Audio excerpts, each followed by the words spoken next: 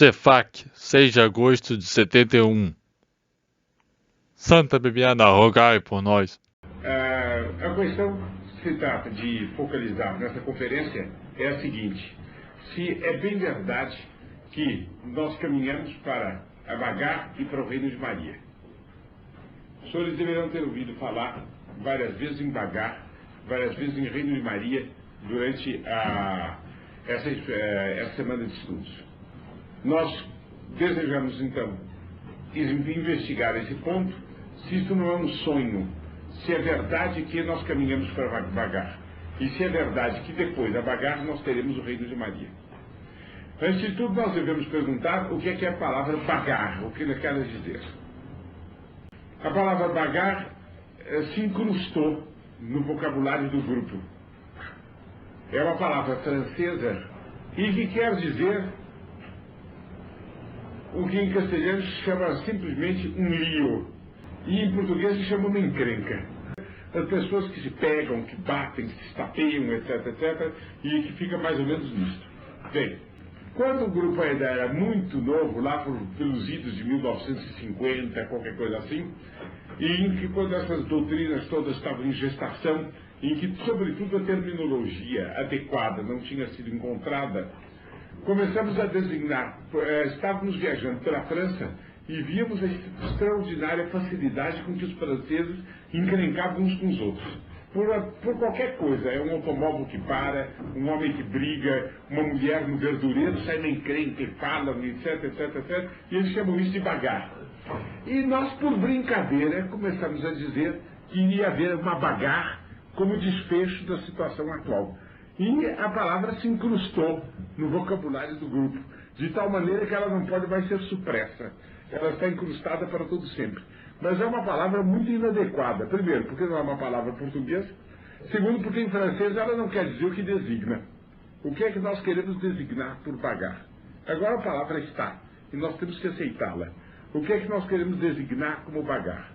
É uma convulsão universal, que deve trazer consigo, ou que deve incluir, vamos dizer melhor assim, uma guerra mundial no sentido próprio da palavra, juntamente com revoluções internas nos povos. E eu entendo aqui revolução não no sentido RCR da palavra, uma revolução ideológica, mas é a revolução a sangue, interna nos povos, acompanhado provavelmente por outros castigos de ordem natural, epidemias, terremotos, etc., e acompanhado eventualmente por um misterioso castigo divino. Então, esse acontecimento nós imaginamos que esteja para a atual civilização como a queda de Jerusalém, o incêndio do templo e a dispersão do povo hebraico esteve para a nação deicida, na mesma proporção. Agora, como esse acontecimento, quer dizer, a queda de Jerusalém, foi profetizada por Nosso Senhor como uma prefigura do fim do mundo, isso está claro no Evangelho, ele mistura os dois acontecimentos quando ele fala. A queda da civilização cristã, a queda final da civilização cristã, tem que ser também uma prefigura do fim do mundo. Como os senhores acabam de ver, a palavra bagar é tudo quanto há de mais impróprio para designar isto. Mas enfim, ficou. Agora, o que é que nós entendemos por Reino de Maria? É uma dupla situação correlata da igreja e da sociedade temporal. É a plenitude da santidade e da ordem na igreja. A plenitude da igreja no mundo, quer dizer, a igreja abrangendo todo o gênero humano. Com exceção, naturalmente, devem continuar a conspiração. Bem, agora, correlativamente, uma situação de plenitude e de perfeição na sociedade temporal. O que quer dizer isso? Plenitude da influência do espírito católico na sociedade temporal. Com isso, plenitude da cultura, plenitude da civilização, etc. Organização do Estado, etc, etc, da família, etc, etc. A sociedade temporal, com todos os elementos que a constituem. Por que isso se chama o Reino de Maria? Porque todas as graças que a igreja recebe estão na proporção da união dela, medianeira de todas as graças, que é Nossa Senhora. Para haver uma plenitude dessas graças, tem que haver uma plenitude da devoção a Nossa Senhora. Ora, aonde a devoção a ela é plena, ela é rainha. Então é o reino de Maria. É como num lar, onde há uma mãe exímia e todos têm um pleno reconhecimento das qualidades dela e uma plena união com ela. Aquele lar é o reino dela. Então, esse é o reino de Maria. Agora, então, dadas essas noções introdutórias, me cabe explicar uma palavra portuguesa, que eu acho que deve existir também no castelhano, e que é irreversibilidade. Eu estou dando as noções introdutórias para o assunto. O que é irreversibilidade?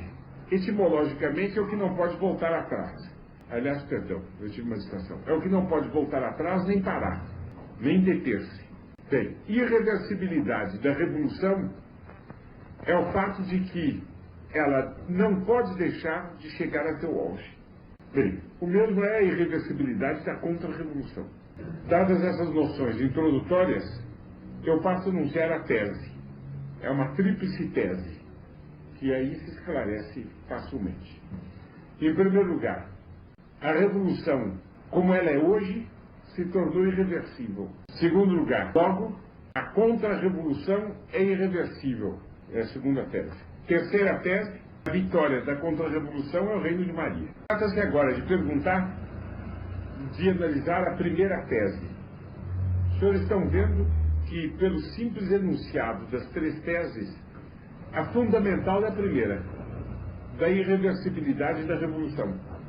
Porque como a irreversibilidade da contra-revolução é deduzida da irreversibilidade da revolução, a tese fundamental que se trata de sustentar com mais cuidado é a primeira.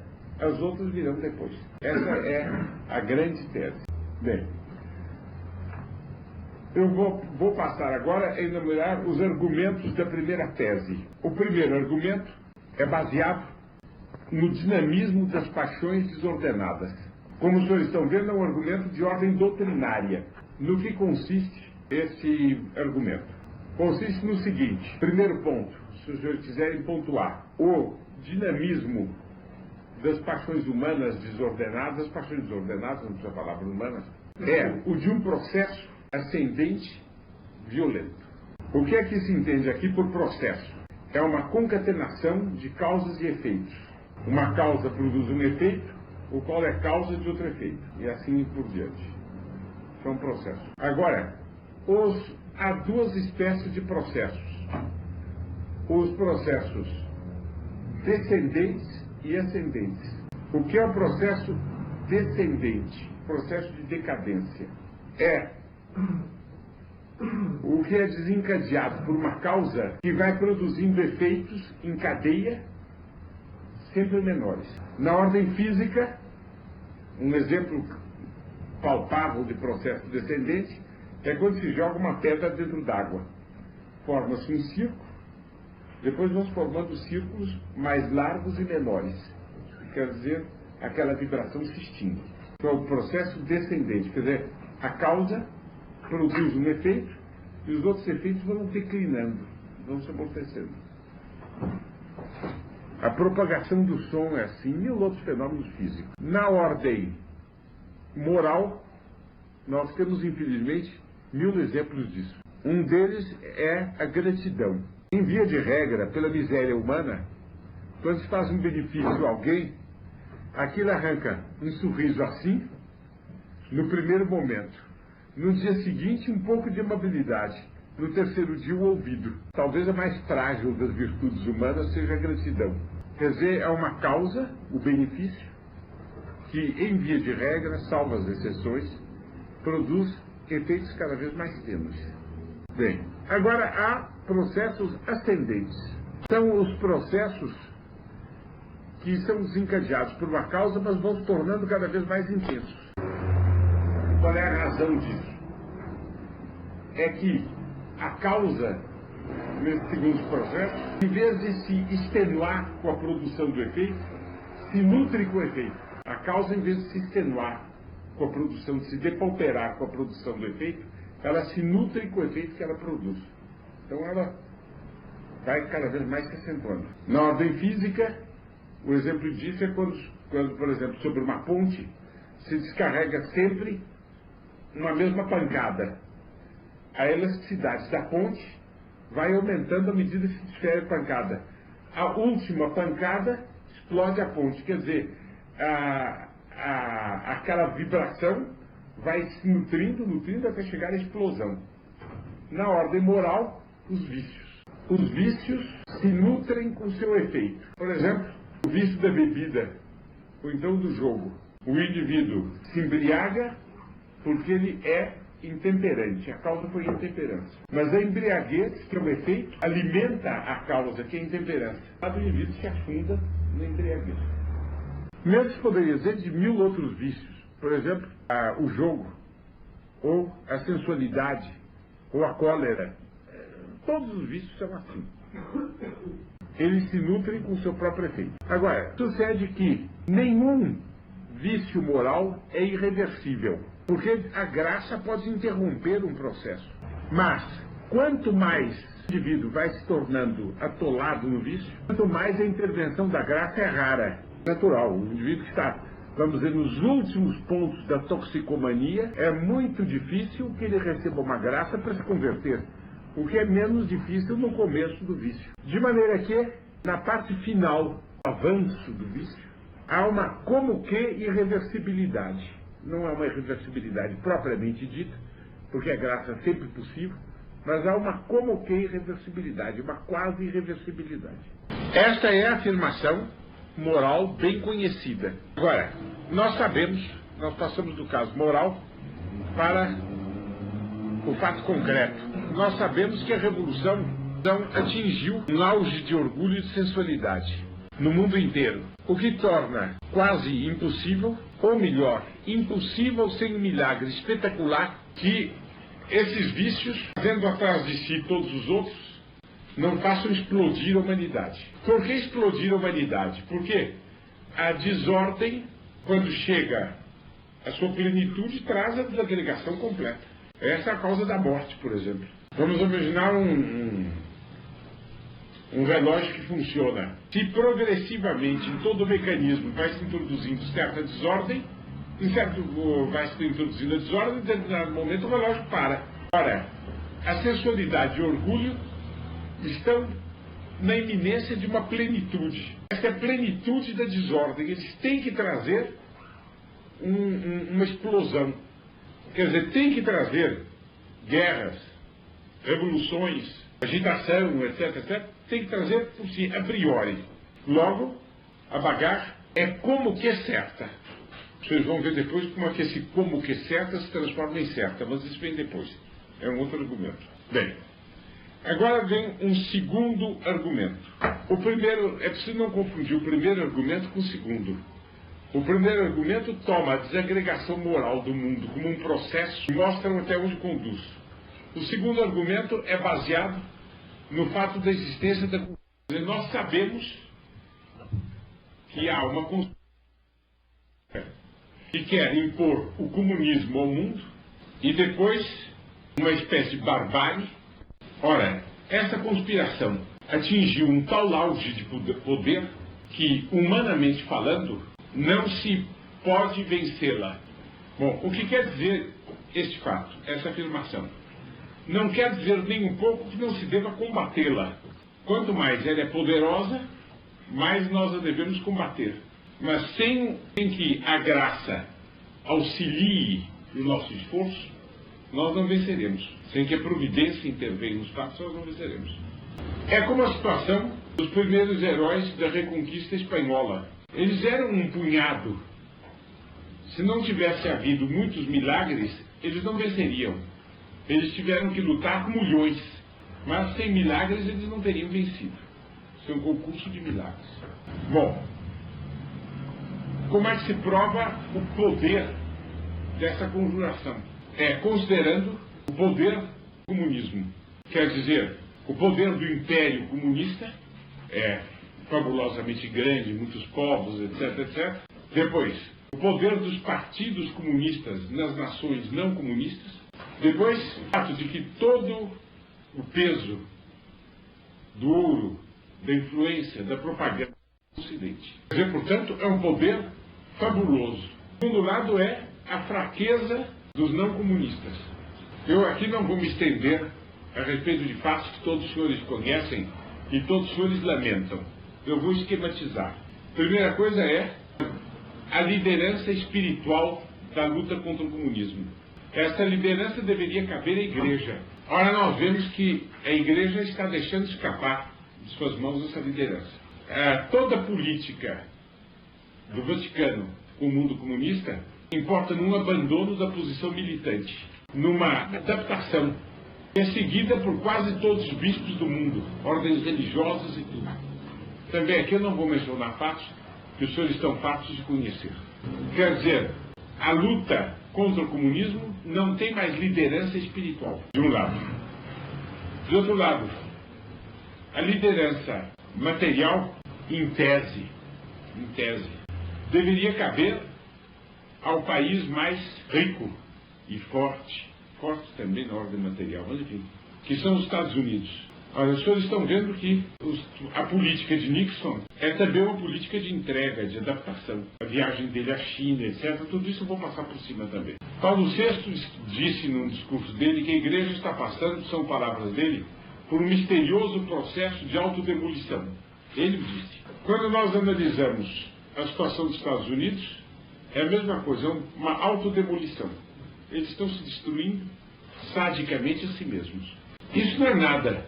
Existe o fenômeno das cúpulas podres em todas as nações. Eu não sei se diz cúpula em castelhano, bóveda, cúpula também,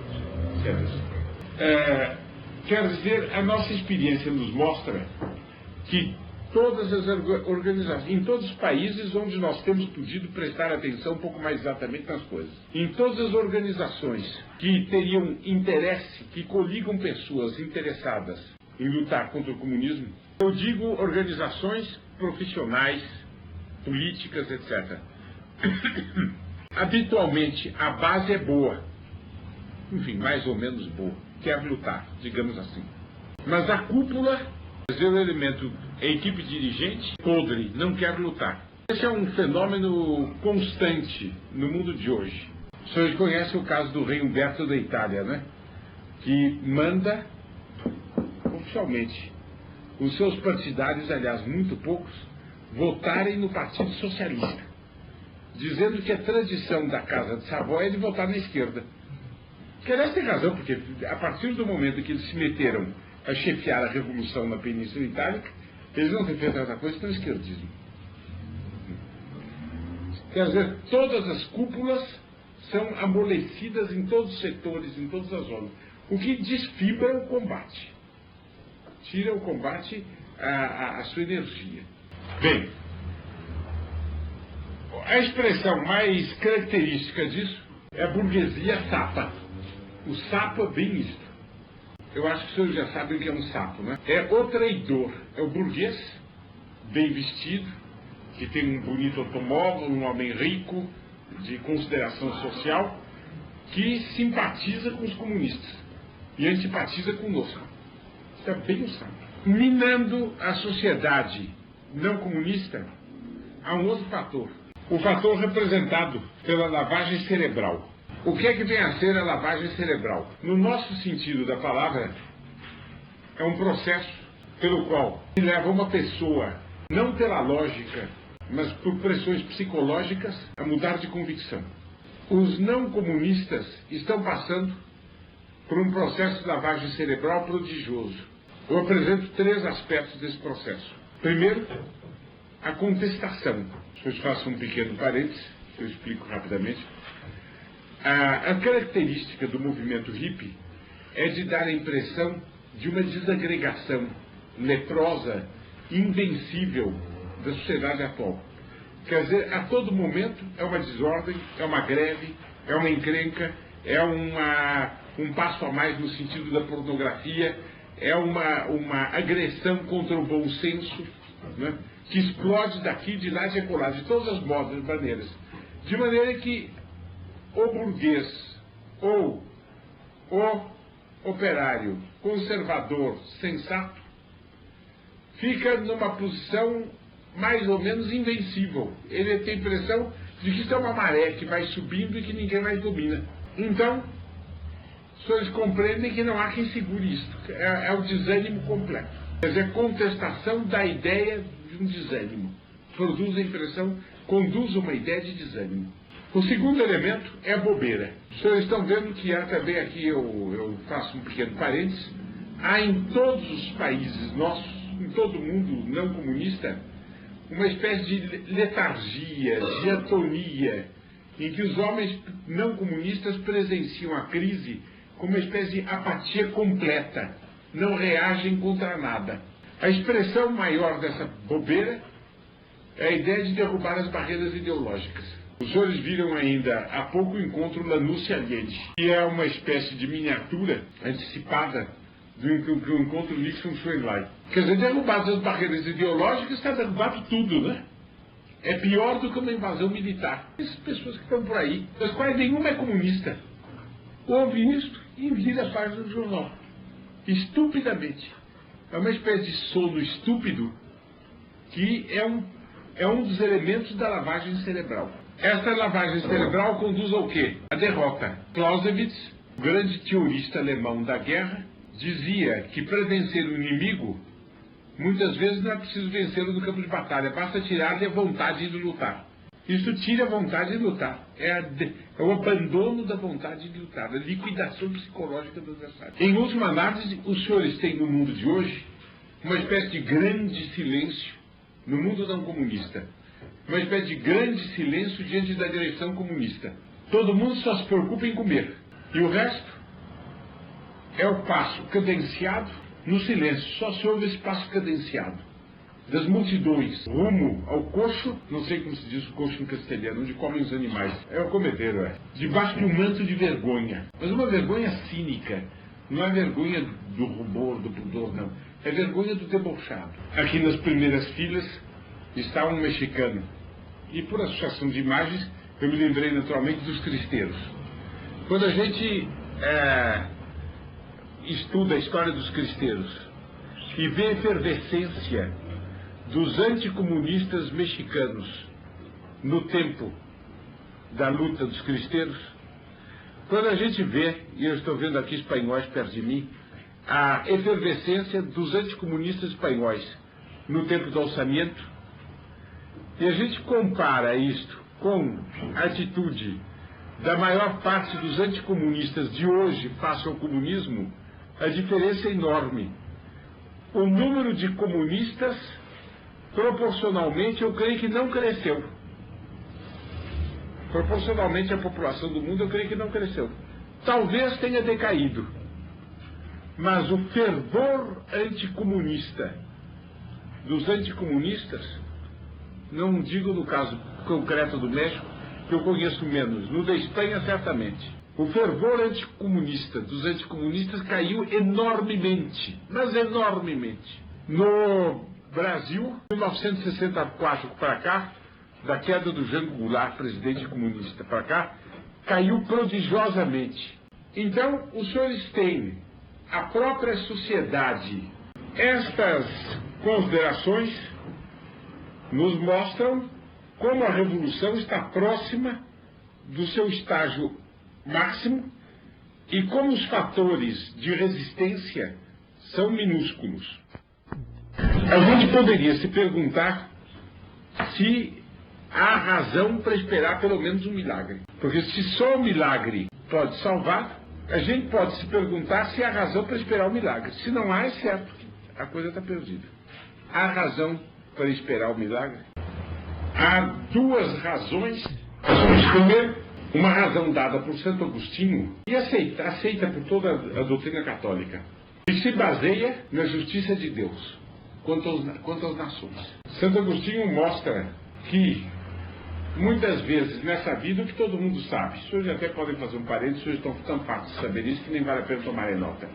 Santo Agostinho mostra que nessa vida, muito frequentemente, nós vemos o bom que é infeliz e o mal que é feliz. E ele pergunta então onde é que está a justiça de Deus. E ele explica: os bons muitas vezes pagam nesta vida algum defeito que têm, mas depois recebem no céu o prêmio de sua virtude. Os maus muitas vezes recebem nesta vida, pela justiça divina, um prêmio de alguma virtude que tenham, para depois irem para o inferno. Porque Deus paga inteiramente o bem e o mal. Apenas o que tem é que, por um entrecruzamento de circunstâncias, muitas vezes convém ao bom sofrer nesta terra para não passar pelo purgatório, passar rapidamente pelo purgatório e ir para o céu. E convém a justiça divina que o mal seja premiado aqui para depois ele cair no inferno. Então, com os indivíduos, não há uma relação entre virtude e felicidade e vício e infelicidade. Essa relação não existe. Mas, diz Santo Agostinho, existe com os povos. Por quê? No céu não vai haver um Brasil, nem uma Argentina, um Chile, um Equador, um Uruguai, um México, uma Alemanha, que outras nações estejam aqui representadas. Não vai haver isto. Todas as nações cessam. Então, como as nações só existem na Terra, têm que ser castigadas na Terra. Isso é tese de Santo Agostinho, aceita por toda a doutrina católica, documentos pontifícios, etc, etc. Olha, esta imensidade de pecados são pecados das nações. Por exemplo, eu não tenho toda a certeza, mas eu creio que, com exceção da Argentina e da Espanha, todas as nações que têm súbditos aqui presentes são igrejas separadas do Estado. Isso é um Estado ateu. E um Estado que se diz ateu merece o castigo próprio ateísmo. Essa história de leigo é uma lorota. Não há leigo. Quem é leigo é ateu. A corrupção moral não é um pecado apenas dos indivíduos, mas é da sociedade. Pratica-se publicamente, entrou nos hábitos da sociedade. Assim por diante, essa imensidade de pecados é um pecado de nações. São as nações que estão rejeitando. Depois do deicídio, é o maior pecado que se cometeu. Nunca houve uma apostasia tão geral, tão completa, tão profunda, tão durável. É o maior pecado que se cometeu. Resultado, as nações têm que ser castigadas nessa terra. Mais ainda, o castigo tem que ser proporcionado ao pecado. Se vocês façam uma pequena pausa nas suas notas, é uma coisa linda a gente ver a descrição no Evangelho do que sucedeu logo depois que Nosso Senhor exalou seu espírito e morreu, portanto. Né? Quer dizer, é o que Bossuet chama o Padre Eterno organizando as pombas fúnebres do Divino Filho. Né? Quer dizer, a terra tremeu, o sol se obscureceu, as sepulturas dos justos se abriram e eles começaram a andar de olhos fechados, os cadáveres deles, de olhos fechados, pela cidade deicida. O véu do templo se rasgou de alto a baixo. Né? Quer dizer, foi um pânico e um terror de toda a natureza que cercava no momento aquele crime. Né? Mas depois veio o castigo horroroso do povo de Israel. Né? E com o castigo horroroso a dispersão, e na dispersão ainda o endurecimento, que deixaram-se levar por eles. Enquanto todos, não digo não há indivíduos que constituem exceção dentro. Graças a Deus, nós que estamos somos exceção. Mas as nações como bloco seguiram esse pecado de haver um castigo na mesma proporção. Quer dizer, um castigo análogo à da morte do Nosso Senhor. Quando Nosso Senhor morreu, foi uma espécie de bagar ali. Tem que ver uma coisa assim para o mundo inteiro. Pelo princípio de Santo Agostinho. É uma razão de ordem teológica. Bem, a outra razão é tirada de Fátima. O caso de Fátima é um caso simplesmente espantoso. Mas é assim. Não vale a pena os senhores tomarem nota, os senhores conhecem. Eu apenas esquematizo para que os senhores vejam em que perspectiva eu me refiro a ele. Nossa Senhora aparece várias vezes aos pastorezinhos na cova de Iria. Eu não vou provar, num auditório como este, que de fato ela apareceu. Todos nós cremos na autenticidade das aparições de Nossa Senhora em Fátima. Ela aparece aos pastorezinhos na cova de Iria. E ela diz: o mundo está num estado de corrupção moral e de deterioração religiosa assombroso. Viram castigos enormes, entre os quais o fato da Rússia espalhar os seus erros por toda a parte. Se não houver uma consagração do mundo e da Rússia ao Imaculado Coração dela. Se não houver uma conversão. Bem, o que é que acontece? Pouco depois, cai o tsarismo. E aquelas palavras se tornam inteligíveis. Porque o comunismo toma conta da Rússia, e a gente compreende que os tais erros que a Rússia vai espalhar não são os erros da igreja cismática, bolorenta e incapaz de expansão, mas são os erros do comunismo. Bem, agora, quer dizer, poucos meses depois da predição, começa a se realizar o castigo.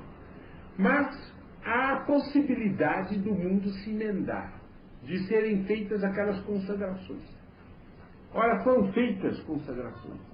Quer dizer, que uma das condições postas por Nossa Senhora, que é a consagração, não foi cumprida. A outra condição posta por Nossa Senhora é a regeneração do gênero humano. A imoralidade subiu vertiginosamente. Resultado, vamos ter um castigo.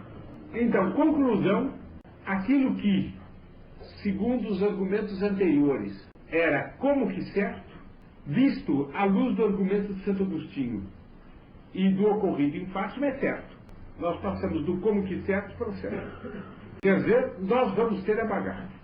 Bom, passamos agora, a parte que vem é muito mais breve. Eu já disse aos senhores que o grande problema é provar que vai haver bagaço, porque o resto é relativamente simples. Nós passamos agora a outra parte, seguinte: por que é que, sendo irreversível a vitória da Revolução, é irreversível a vitória da Contra-Revolução, que é a segunda-feira? Eu respondo assim: ou virá o fim do mundo, já, ou não virá. Ora, não virá. Quais são as duas razões para achar que não virá? Uma, suas próprias palavras de Nosso Senhor. Ele caracteriza o fim do mundo assim. Ele diz: quando o Filho do Homem vier pela segunda vez, haverá fé na terra. Como que a dar a entender, creio que fica ele dar a entender, que a fé será tão pouca que será como que não havendo mais. Ora, a esse ponto ainda não chegamos. Que existe fé na terra, ainda existe. Gentinha espalhada por aí, etc. Graças a Deus. Mas alguém poderia objetar: tá bom, não chegamos, mas chegaremos. Por esse processo. Alguém poderia então objetar: mas por esse processo nós não chegamos, mas chegaremos. A resposta é: tá bem, mas Nossa Senhora em Fátima diz que não, que o Imaculado Coração dela triunfará. Há uma terceira razão, que é uma razão teológica e ao mesmo tempo psicológica.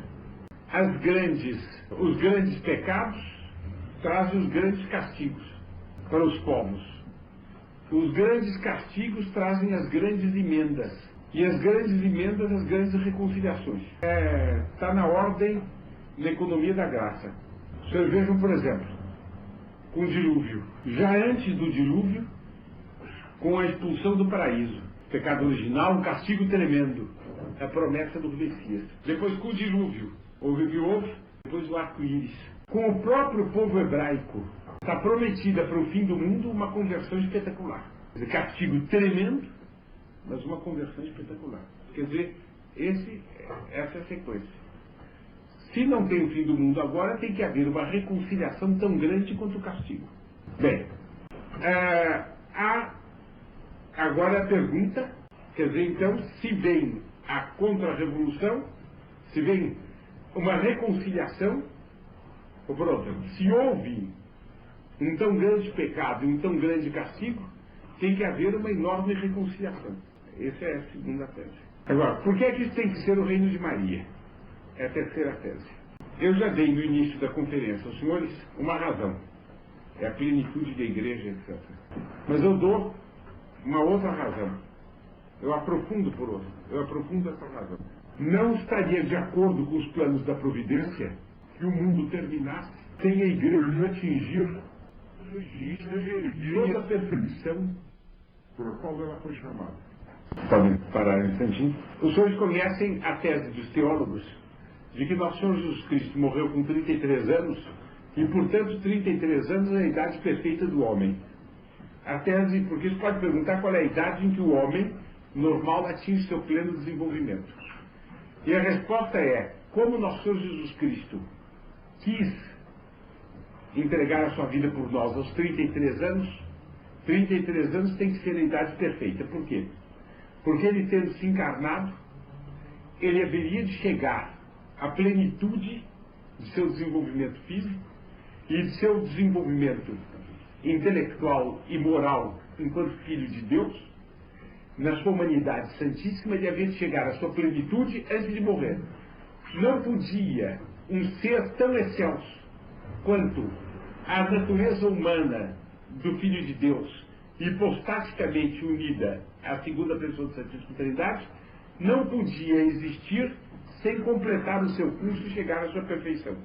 Seria contrário à ordem sapiencial das coisas. Este é um lindo argumento que se pode aplicar à Igreja. Porque tudo o que se diz de Cristo, mutatis mutandis, se diz da Igreja, que é o corpo místico de Cristo.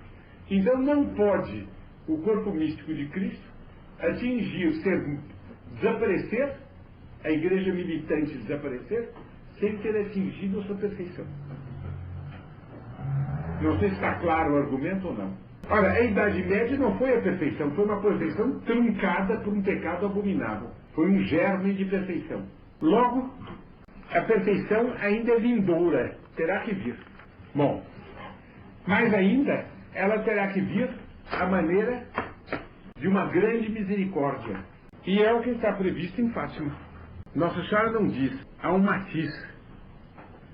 Ela diz, meu imaculado coração triunfará. Quer dizer, minha misericórdia triunfará, minha bondade triunfará. Depois de uma justiça, daquelas, naturalmente, indispensabilíssima, pela qual dia e noite bradamos. O que quer dizer aí esse triunfo do coração? Quer dizer, a mãe, que depois de obter para o filho um castigo regenerador, para os que se salvarem, para os que ficarem na terra, depois o cúmulo de dons. Bom, logo está concluído. Virá o auge da Revolução, virá a vitória da contra-revolução, virá o reino de Maria. Os senhores estão vendo que eu, com exceção da aparição de Fátima, eu não argumentei com nenhuma outra aparição. Eu poderia ter argumentado, porque há muitas aparições, muitas revelações privadas de santos dizendo a mesma coisa. No seu livro A Conjuração Anticristã, Monsieur de la Suze enumera uma quantidade impressionante de revelações particulares de santos, de personagens mortos no odor de santidade, que falam a respeito de todos esses acontecimentos, sempre dentro desse esquema geral que eu acabei de dar aos senhores. E não me parece lícito a um católico fazer pouco dessas revelações, porque numa ou noutra pode ter havido um engano, mas um tal conjunto de revelações privadas estarem erradas, me parece que não é lícito a um católico admitir isto. De maneira que eu poderia ainda desenvolver muito mais esse capítulo Revelações. Mas acontece que o revelado em Fátima se reveste de uma tal autoridade, de uma tal aceitação por parte da Igreja, que, por assim dizer, engloba todo o resto. Não o torna inútil, mas por maior brevidade se pode, numa conferência que já se estendeu demais, se pode perfeitamente omitir. Mas haveria um lindo capítulo a desenvolver com base nessas revelações particulares. Bem, agora qual é a utilidade desta conferência que eu fiz aos senhores? É a utilidade contra duas tentações, que eu encontro serem, na vida da TFP, as duas tentações máximas. Uma é achar que o mundo atual é tão sólido, a revolução tão forte, mas essa revolução pacífica, branda, que nós nunca veremos, nem ninguém verá, a queda do mundo afora. Só o regime.